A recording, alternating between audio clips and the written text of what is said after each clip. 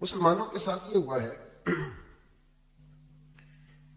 کہ جن چیزوں سے ان کی بہت شناسائی ہو گئی ہے اور جن کی فضیلتیں عام بیان کی جاتی ہیں اور ہر سال ہی عنوان رہتی ہیں، وہ محسوس کرتے ہیں یہ بات تو پچھلے سال بھی مولانا نے بتائی تھی، یہ تو پچھلے سال بھی ہمارے سامنے بیان ہوا تھا۔ یاد رکھیے گا، جس چیز کو بار بار بیان کیا جاتا ہے یہ بھی علامت ہوتی ہے کہ وہ کوئی بہت بڑی چیز ہے۔ جس کا بار بار تذکرہ کیا جائے وہ بھی اس بات کی علامت ہے کہ کوئی بہت عظمتوں والی چیز ہے۔ دیکھیے، کسی جگہ سے کسی شخص کو پرافٹ ملتا ہو، نفع آتا ہو، تو لوگ دوڑ کے نہیں جاتے، بلکہ ہمارے ملک میں تو رواج ہے کہ کوئی ایک کاروبار چل جائے سارے وہی شروع کر لیتے ہیں۔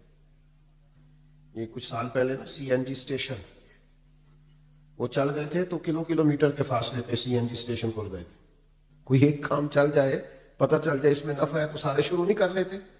بھائی، اگر کسی شخص کو پتا چلے کہ فلاں چیز کے اندر بڑا نفع ہے، بڑی برکت ہے، سارے وہی سٹارٹ کر لیتے ہیں۔